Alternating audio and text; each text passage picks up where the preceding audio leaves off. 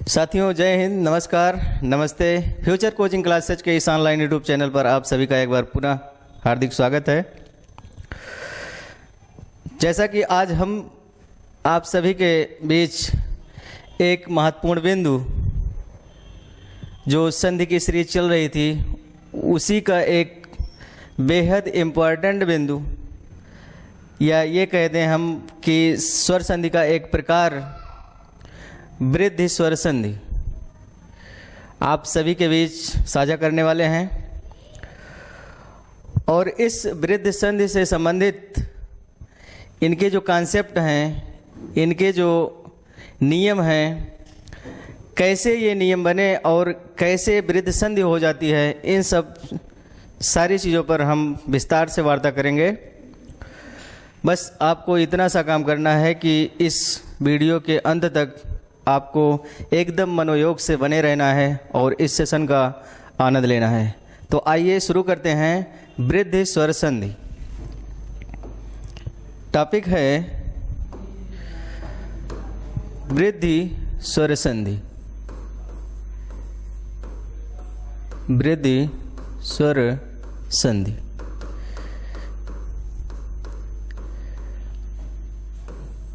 आज हम लोग जानेंगे वृद्धि स्वर संधि क्या होती है, कैसे होती है और इससे संबंधित उदाहरण कौन कौन से हैं। उन उदाहरणों में कौन से ऐसे उदाहरण हैं जो ज़्यादातर परीक्षाओं में पूछे जाते हैं। तो चलिए शुरू करते हैं वृद्धि स्वर संधि। सबसे पहले हम कॉन्सेप्ट वही लेते हैं जो पिछली कक्षा में चर्चा कर चुके हैं।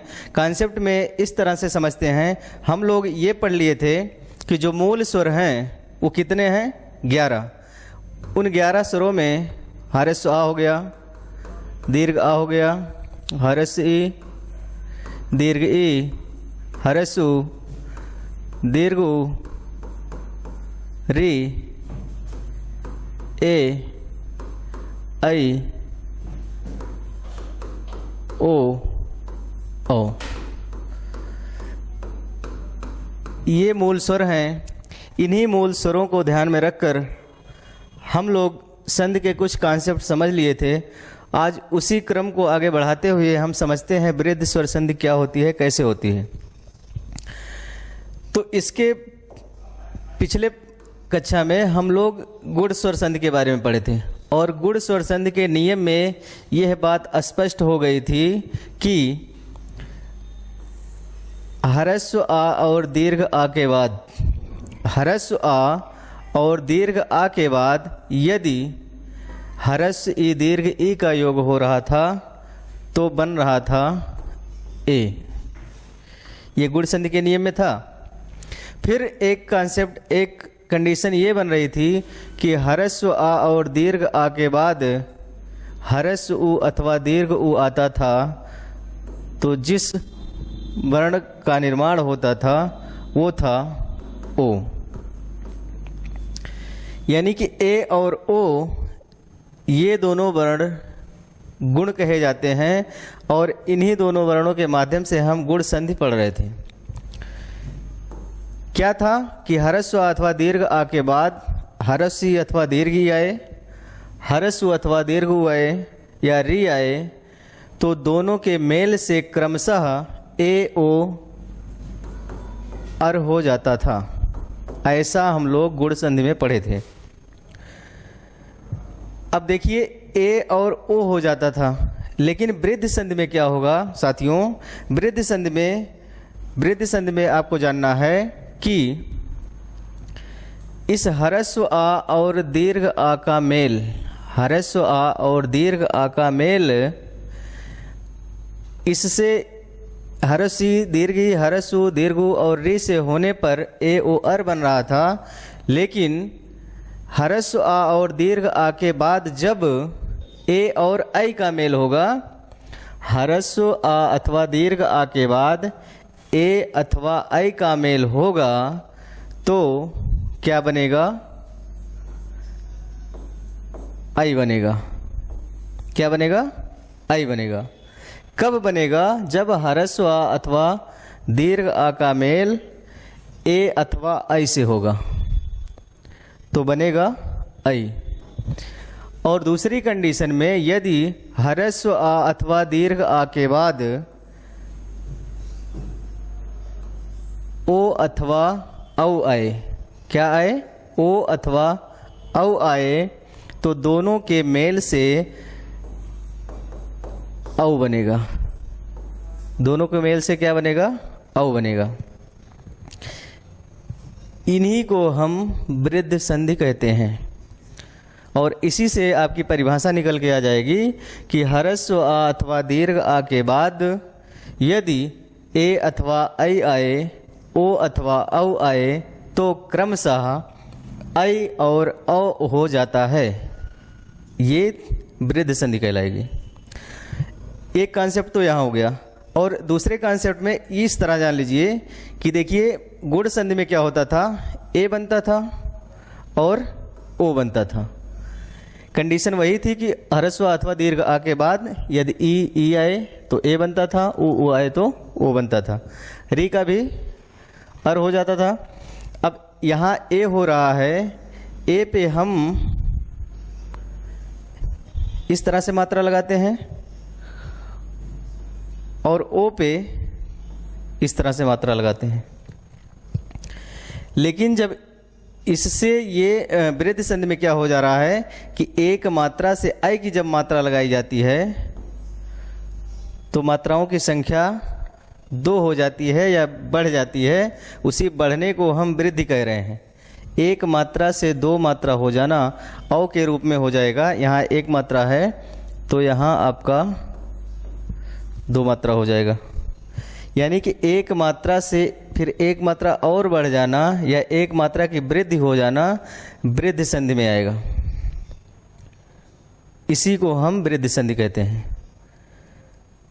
फिर से देखिएगा, कॉन्सेप्ट यही है कि ह्रस्व अथवा दीर्घ आ के बाद यदि ए अथवा ऐ का मेल होगा तो दोनों के मेल से बनेगा ऐ। और दूसरी कंडीशन में यदि ह्रस्व अथवा दीर्घ आ के बाद ओ अथवा औ आए तो दोनों के मेल से बनेगा औ। इसी को हम वृद्ध संधि कहते हैं। दूसरी तरह से देखते हैं। कहने का मतलब कि प्रथम शब्द का अंतिम वर्ण या तो ह्रस्व आ हो अथवा दीर्घ आ हो और द्वितीय शब्द का जो प्रथम वर्ण होगा, द्वितीय शब्द का जो प्रथम वर्ण होगा वो ए अथवा ऐ हो। प्रथम शब्द का अंतिम वर्ण ह्रस्व अथवा दीर्घ हो सकता है और प्लस में या बाद में ए अथवा ऐ हो द्वितीय शब्द का प्रथम वर्ण, तो इन दोनों के मेल से क्या बन जाएगा? ऐ बन जाएगा। एक कंडीशन तो ये हो गई, पहली शर्त। और दूसरी शर्त में क्या होगा? प्रथम शब्द का अंतिम वर्ण, प्रथम शब्द का अंतिम वर्ण क्या होना चाहिए? ह्रस्व आ अथवा दीर्घ होना चाहिए। क्या होना चाहिए? ह्रस्व अथवा दीर्घ होना चाहिए। और बाद में द्वितीय शब्द का जो प्रथम वर्ण होगा वो क्या होगा? ओ अथवा औ, ओ अथवा औ होगा। तो इन दोनों के मेल से क्या बनेगा? औ बनेगा। इन्हीं 2 बातों को आपको ध्यान में रखना है। इन्हीं को वृद्ध संधि कहते हैं। ह्रस्व अथवा दीर्घ आ के बाद ए ऐ आए तो ऐ, ह्रस्व अथवा दीर्घ आ के बाद ओ या औ आए तो औ बनता है। बात यहाँ तक समझ में आई? ठीक, उदाहरण देखते हैं। जैसे उदाहरण में हम देखते हैं, जैसे ले लिया गया एक उदाहरण में, जैसे एक शब्द है एकैक। एकैक एक शब्द है। पूछा जाएगा कि एकैक में कौन सी संधि है, तो आपको बतानी होगी वृद्ध संधि है। या ये पूछा जा सकता है कि एकैक का संधि विच्छेद क्या होगा, तो आपको बताना होगा 1 + 1। इसी कॉन्सेप्ट का है कि ह्रस्व आ अथवा दीर्घ आ के बाद ए आए अथवा आई आए। देखते हैं कैसे आता है। यदि इसका वर्ण विस्तार किया जाएगा तो हम लिख सकते हैं ए का को हम स्वर रहित करेंगे तो स्वर इसमें से बाहर निकल जाएगा। ठीक, ये इतना लिख दिया गया एक। और प्लस में द्वितीय शब्द का जो प्रथम वर्ण है वो क्या है, ए है। और फिर यदि इसका वर्ण विस्तार कर लिया जाए तो का में हलंत लगाकर हम हर्ष आ को बाहर कर देंगे। अब साथियों देखिए, आ के बाद ए आ रहा है। क्या आ रहा है, आ के बाद ए आ रहा है। क्या हमारा यह नियम या यह शर्त फॉलो हो रहा है कि नहीं हो रहा है? इस शर्त को इस वर्ण विस्तार के माध्यम से स्पष्ट हो रहा है कि यह शर्त लागू हो रहा है। अब आ के बाद ए आए तो इन दोनों के मेल से जो वर्ण बनेगा आई बनेगा। क्या बनेगा, आई बनेगा। जैसे हम इसको वर्ण विस्तार किए थे अलग अलग, उसी तरह से हम एक कर देंगे। तो इसको हम लिख सकते हैं ए का के नीचे हलंत है। यदि ये वर्तनी इस पे लग जाएगी, ये मात्रा इस पे लग जाएगी तो इसका मतलब कि ये हल इसमें से हट जाएगा। अभी आगे हम लगा लेते हैं। और ये इतना लिखा गया है का। ठीक, अब देखिए ए लिखा गया है, का पे हलंत है, उसके बाद में आई है। तो आई की मात्रा हम दो मात्रा लगाते हैं तो इसको हम इस तरह से लिख देंगे एक एक। इस तरह से इस प्रक्रिया के माध्यम से एक एक शब्द का बनना वृद्ध संधि का उदाहरण है या वृद्ध संधि का ये शब्द है। उम्मीद करते हैं कि आपको यह बात समझ में आई होगी। दूसरे उदाहरण के रूप में देखते हैं। एक शब्द लेते हैं हम, ऐसे ही इसी कॉन्सेप्ट से पूछा जाता है, खूब पूछा जाता है, सदैव। कौन सा शब्द है, सदैव। इस सदैव का या तो आपको संधि विच्छेद पूछा जाएगा कि सदैव का संधि विच्छेद बताइए, तो आपको बताना होगा कि सदा धन एव। क्या हो जाएगा, सदा धन एव। या ये कह दिया जाएगा कि सदैव में कौन सी संधि है। सदैव में कौन सी संधि है तो आपको बताना होगा कि वृद्ध स्वर संधि है। अब यह सदा प्लस एव कैसे सदैव बन जाता है, इसके वर्ण विस्तार के माध्यम से हम समझ पाएंगे। देखिए सा है, सा से हम हर्ष आ को बाहर कर देंगे।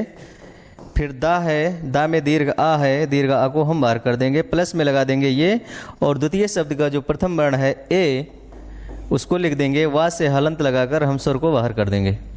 अब हमको दो वर्ण चाहिए, दो वर्णों की जरूरत है। पहले शब्द का जो अंतिम वर्ण है वो या तो हर्ष आ होना चाहिए या तो दीर्घ आ होना चाहिए। तो क्या इस प्रथम शब्द का अंतिम वर्ण हर्ष आ अथवा दीर्घ आ है? हाँ है, दीर्घ आ है। और द्वितीय शब्द का जो प्रथम वर्ण है वो क्या होना चाहिए, या तो ए हो या आई हो। तो ये भी देखने में स्पष्ट हो रहा है कि यहाँ पर ए है। इसका कहने का मतलब कि हमारे इस नियम को यह उदाहरण फॉलो कर रहा है। तो ऐसी कंडीशन में प्यारे दोस्तों कौन सी संधि होगी, वृद्ध संधि होगी। अब आ दीर्घ आ के बाद ए का योग हो रहा है तो जो वर्ण बनेगा वो आई बनेगा। जो वर्ण बनेगा वो कौन सा होगा, आई होगा। जैसे हम अलग किए थे ठीक वैसे ही जोड़ते चले जाएंगे। इसको हम लिख देंगे स। और यहाँ देखिए हलंत है, जब आय की मात्रा इस पे लग जाएगी तो दा पे आय की मात्रा हो जाएगी, उधर का वा, और बन क्या जाएगा, सदैव। तो सदैव में कौन सी संधि है, वृद्ध स्वर संधि है। और इसका संधि विच्छेद क्या होगा, सदा धन एव। ये तो रही बात पहले शर्त की। यदि आ ह्रस्व अथवा दीर्घ आ के बाद ए आए अथवा आई आए तो इन दोनों के योग से आई हो जाता है। एक कंडीशन या स्थिति ये होती है।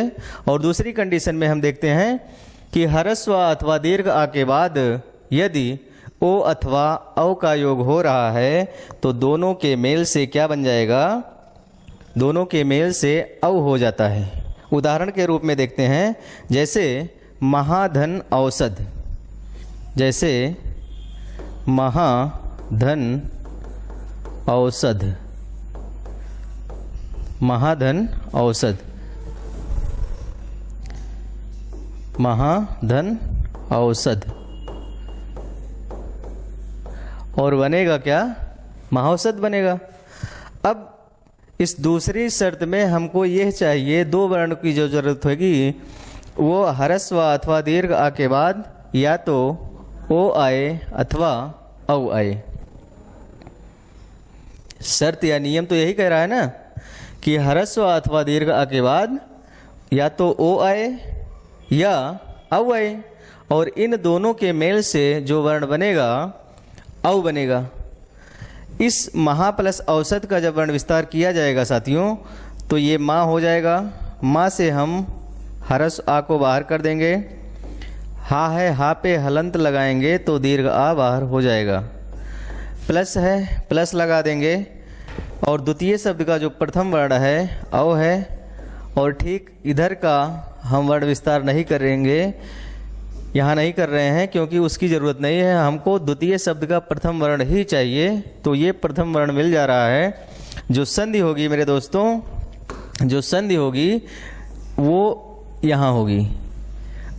अब इस महा प्लस औसत में हमको यह बात स्पष्ट हो गई कि पहले शब्द का अंतिम वर्ण दीर्घ आ है और द्वितीय शब्द का जो प्रथम वर्ण है वो क्या है? औ है। फिर इसको जब जोड़ दिया जाएगा ये बन जाएगा माँ, इनके योग से औ बनेगा, ये माँ हो जाएगा। ये हा है, हा में जब औ का योग होगा तो ये क्या हो जाएगा? महो। और उधर क्या है? सा है और धा है। शब्द क्या बन जाएगा? महौषध। क्या बन जाएगा? महौषध। तो अ ह्रस्व अथवा दीर्घ आ के बाद ओ अथवा औ का योग होगा तो औ बनेगा। इस दूसरी शर्त से भी हम वृद्ध स्वर संधि करेंगे। ठीक, पूछा जाएगा कि महौषध में कौन सी संधि है, तो वृद्ध स्वर संधि है।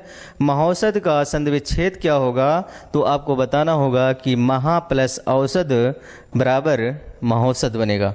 ऐसे ही हम यदि कहें कि बनौषध का संधि विच्छेद क्या होगा, तो साथियों अब उम्मीद करते हैं कि आप यह उदाहरण का संधि विच्छेद कर पाएंगे। बन प्लस औषध बराबर बनौषध हो जाएगा। कन्फर्म है? ठीक, हम आगे बढ़ते हैं। इन्हीं कॉन्सेप्ट को समझते हुए कुछ इसके जो इम्पोर्टेंट उदाहरण है, जो महत्वपूर्ण उदाहरण है, जो आगामी परीक्षाओं में पूछे जा सकते हैं या विगत परीक्षाओं में पूछे गए हैं, उन्हीं सब उदाहरणों को हम इकट्ठा किए हैं। उन्हीं सब उदाहरणों को हम आपके सामने साझा करने वाले हैं, उस पर चर्चा करने वाले हैं। तो आइए और उदाहरण इसके बारे में देखते हैं।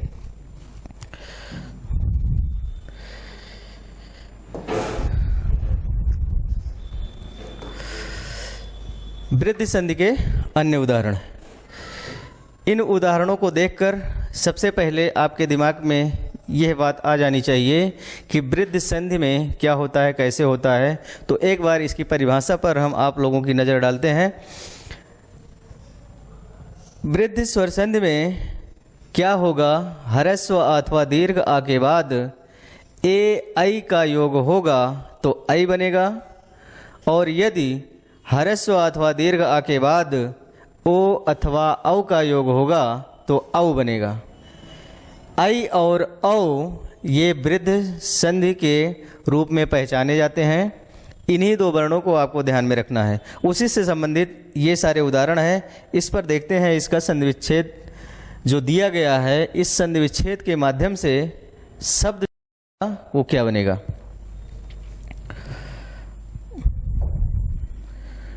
तो साथियों पहले देख रहे हैं आप तत्र प्लस एव, तत्र प्लस एव, और ये बनेगा तत्रैव।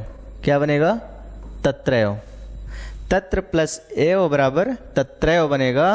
आपको पूछा जाएगा कि तत्रैव में कौन सी संधि है, तो आपको बतानी होगी तत्रैव में वृद्धि स्वर संधि है।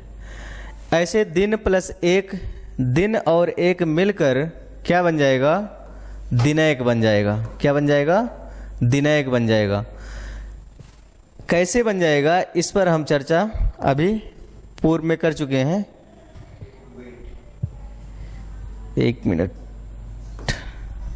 हाँ, दिनैक बन जाएगा। यहाँ से देखिए ना से हम ह्रस्व आ को ले लेंगे और इधर से ए मिल जाएगा, आ प्लस ए मिल करके आय हो जाएगा और बन जाएगा क्या, दिनैक। मत प्लस एक, इस पर स्टार करिएगा, खूब पूछा जाता है। मत प्लस एक और बनेगा क्या, मतैक। क्या बनेगा, मतैक। धर्म प्लस एक, उसी से मिलता जुलता उदाहरण है, ये बन जाएगा धर्मैक। धर्म मैक, धर्मैक हो जाएगा। तथा प्लस एव, ये भी कई बार पूछा गया है, तथा प्लस एव और बन जाएगा तथैव। कौन सी संधि तथैव में, वृद्ध स्वर संधि। अगले उदाहरण में देख रहे हैं कि एकता प्लस एव, तो क्या बन जाएगा, यहाँ से देखिए दीर्घ आ निकल जाएगा और यहाँ से ए है तो दीर्घ आ प्लस ए मिल करके आई बना देंगे और बन जाएगा एक तैव। क्या बन जाएगा, एक तैव। वसुधा प्लस एव, स्टार करिएगा, डबल स्टार करिएगा, ये कई बार पूछा गया है। वसुधा प्लस एव और बनेगा क्या, वसुधैव। क्या बनेगा, वसुधैव। ये हो गया। फिर अगले उदाहरण में, ये तो यही उदाहरण है, ये हो गया स्व प्लस ऐच्छिक और क्या बनेगा, शब्द बनेगा स्व प्लस ऐच्छिक और ये बन जाएगा स्वैच्छिक। पूछा जाएगा कि स्वैच्छिक में कौन सी संधि है, तो वृद्ध संधि है। संधि विच्छेद पूछा जाएगा तो स्व प्लस ऐच्छिक होगा, ऐच्छिक। क्यों, क्योंकि नियम में हमने जाना कि ए भी हो सकता है और ऐ भी हो सकता है। जो द्वितीय शब्द का प्रथम वर्ण होगा वो ए भी हो सकता है और ऐ भी हो सकता है। तो स्व प्लस ऐच्छिक बराबर स्वैच्छिक हो जाएगा। अगले उदाहरण में देखते हैं, इसको स्टार करिएगा, वित्त प्लस एसड़ा। वित्त प्लस एसड़ा और बनेगा क्या, वित्त ऐसड़ा। वित्त ऐसड़ा। वित्त प्लस ऐसड़ा और बनेगा वित्त ऐसड़ा। ठीक ऐसे ही लोक प्लस ऐसड़ा, लोक ऐसड़ा बन जाएगा। क्या बन जाएगा, लोक ऐसड़ा। लोक ऐसड़ा में भी वृद्ध स्वर संधि है। महा प्लस ऐश्वर्य, महा प्लस ऐश्वर्य, यहाँ से देखिए दीर्घ आ निकल जाएगा और यहाँ से ऐ है तो ये क्या हो जाएगा, महेश्वर्य। क्या हो जाएगा, महेश्वर्य। लोक प्लस ऐश्वर्य, ये क्या हो जाएगा, लोकैश्वर्य हो जाएगा, लोकैश्वर्य। ठीक। अगला उदाहरण है गंगा प्लस ऐश्वर्य, इसको स्टार करिएगा, ये इम्पॉर्टेंट है, ये भी कई बार पूछा गया है। गंगा प्लस ऐश्वर्य बराबर हो जाएगा गंगैश्वर्य। क्या हो जाएगा, गंगैश्वर्य। गंगा प्लस ऐश्वर्य बराबर गंगैश्वर्य। ठीक साथियों, अब गंगा प्लस ऐश्वर्य क्या हो जाएगा, गंगैश्वर्य। ठीक उसी तरह से ज्ञान प्लस ऐश्वर्य बराबर हो जाएगा क्या, ज्ञानैश्वर्य। क्या हो जाएगा, ज्ञानैश्वर्य। ज्ञान प्लस ऐश्वर्य बराबर ज्ञानैश्वर्य हो जाएगा। अब इन सब उदाहरणों से ये समझ में आ रहा है, और एक कॉन्सेप्ट या एक इसकी खास बात आप लोग जानते भी होंगे कि गुण संधि में क्या होता है कि एक मात्रा लगी होती है और वृद्ध संधि में दो दो मात्राएं दिखती हैं, तो ऐसा हम मानते हैं कि ये वृद्ध संधि है। लेकिन ये कक्षा 8 तक ही सीमित है। आप जब कॉम्पिटिटिव एग्जाम से जुड़ेंगे, किसी प्रतियोगी परीक्षा से जुड़ेंगे, तो वो सब कॉन्सेप्ट ज़्यादातर उदाहरण आपको ऐसे मिल जाएंगे कि वहाँ आपका दिमाग इधर का उधर होने लगेगा। तो इसमें एक मज़ेदार बात ये समझिएगा, ध्यान दीजिएगा, यदि किसी उदाहरण के संधि विच्छेद में एव आ जाए, क्या आ जाए, एव आ जाए, एक रहे, ऐक करके रहे, देखिए ऐक एव एक, या ऐच्छिक शब्द आ जाए या ऐसड़ा शब्द आ जाए, ऐश्वर्य शब्द आ जाए, तो इन सारे उदाहरण में सामान्यतः वृद्ध संधि ही होगी।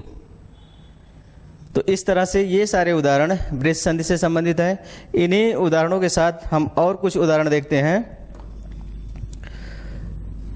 जल प्लस ओस, ये दूसरे कॉन्सेप्ट, दूसरी शर्त जो थी वहाँ से ये उदाहरण मिल रहा है। जल प्लस ओस बराबर क्या बन जाएगा? जलौस। क्या बन जाएगा? जलौस। जल प्लस ओस बराबर जलौस हो जाएगा। जल प्लस ओक बराबर जलौक हो जाएगा। जल प्लस ओक बराबर जलौक। ठीक उसी तरह से जल प्लस ओघ है और ये बन जाएगा जलौघ। जलौघ क्या हो जाएगा? जलौघ। ठीक उसी तरह से महा प्लस ओज बन क्या जाएगा? महोज। महा प्लस ओज बराबर महोज। संधि कौन सी हो जाएगी? वृद्ध स्वर संधि। अगले उदाहरण में देखते हैं महा प्लस औषध। महा प्लस औषध और बराबर हो जाएगा महोषध। महोषध। यह भी उदाहरण आपको कई बार पूछा गया है, इस उदाहरण को आप ध्यान दीजिए। वन प्लस औषध और ये बन जाएगा बनौषध। क्या हो जाएगा? बनौषध। वन प्लस औषध बराबर क्या हो जाएगा? बनौषध हो जाएगा। ठीक उसी तरह से मंत्र प्लस औषधि। मंत्र प्लस औषधि बराबर क्या हो जाएगा? मंत्रौषधि। मंत्रौषधि। मंत्र प्लस औषधि बराबर मंत्रौषधि बनेगा। इन दोनों उदाहरण में आपको यह बात जरूर ध्यान देनी होगी कि यहाँ देखिए औषध है और यहाँ इस शब्द में औषधि है। जब यहाँ पर धी लगा के दिया होगा तब आपको औषधि करना होगा संधि विच्छेद में। इस बात को आप गौर करिएगा। वन प्लस औषध बराबर बनौषध बनेगा, तब यहाँ पे छोटी ई की मात्रा नहीं होगी। और जब मंत्र प्लस औषधि औषधि शब्द जुड़ा रहेगा तब आपको यहाँ धा पे छोटी ई की मात्रा लगानी होगी। ठीक ऐसे ही जल प्लस औषधि ये भी क्या हो जाएगा? जलौषधि बनेगा। जलौषधि। इस कॉन्सेप्ट को आपको ध्यान में रखना है। अभी जैसे मान लीजिए हम कहें कि महा प्लस औषधि बराबर महौषधि बनेगा। यदि महा प्लस औषध लिखा है तब महौषध बनेगा। ठीक इसी तरह से ज्ञान प्लस औषधि बराबर क्या हो जाएगा? ज्ञानौषधि। क्या हो जाएगा? ज्ञानौषधि। कौन सी संधि? वृद्ध स्वर संधि। ऐसे ही महा प्लस ओजस्वी और बनेगा क्या? महोजस्वी। महा प्लस ओजस्वी बराबर महोजस्वी। परम प्लस औदार्य और ये बन जाएगा परमोदार्य। क्या बन जाएगा? परमोदार्य। ठीक उसी तरह से महा प्लस औदार्य है, ये हो जाएगा महोदार्य। महोदार्य। प्रा प्लस औद्योगिक और ये बन जाएगा प्रौद्योगिक। प्रौद्योगिक। क्या बन जाएगा? प्रौद्योगिक। प्रा प्लस औद्योगिक बराबर प्रौद्योगिक। कौन सी संधि? तो आपको बतानी होगी वृद्ध स्वर संधि। वृद्ध स्वर संधि। कौन सी संधि? वृद्ध स्वर संधि। प्रौद्योगिक का संधि विच्छेद पूछा जाएगा तो प्रा प्लस औद्योगिक हो जाएगा। कैसे ये प्रौद्योगिक हो जाएगा? यहाँ देखिए प्रा से हम आ को बाहर निकाल लेंगे और यहाँ औ मिल जाएगा। और यही तो हमको चाहिए कि एक पक्ष में या प्रथम शब्द का जो अंतिम वर्ण हो ह्रस्व अथवा दीर्घ हो और द्वितीय शब्द का जो प्रथम वर्ण हो ओ आए अथवा औ आए तो दोनों के मेल से अ हो जाता है। तो इस तरह से ये सारे उदाहरण आपके वृद्ध संधि के हैं। अब इसमें आप ये बात ध्यान में रखिएगा, जब ओज, ओक, ओस, ओघ या औषध या औषधि दिया हो, औदार्य दिया हो तो ज़्यादातर या सामान्यतः कौन सी संधि होगी? वृद्ध स्वर संधि होगी। यहाँ तक की बातें समझ में आई? ठीक इसी के साथ इस सेशन का हम समापन करते हैं। मिलते हैं एक नई ऊर्जा नई उमंग के साथ अगले वीडियो में। और एक विशेष सूचना आप सभी को देनी है। सूचना यह है आपके लिए एक सुविधा कह लीजिए या सूचना कह लीजिए, आपको इस हिंदी व्याकरण से संबंधित एक टेस्ट सीरीज की लिंक डिस्क्रिप्शन बॉक्स में दी गई है। आप उस लिंक के माध्यम से इस हिंदी व्याकरण से संबंधित एक टेस्ट सीरीज को हल कर सकते हैं, उसको सॉल्व कर सकते हैं। और यदि उसका सॉल्यूशन चाहिए तो आपको फ्यूचर कोचिंग क्लासेस का ऐप्स डाउनलोड करना होगा, वहाँ पर आपको उसका सॉल्यूशन मिल जाएगा। और इन्हीं शब्दों के साथ आज के इस सेशन का समापन करते हैं। तब तक के लिए जय हिंद, नमस्कार।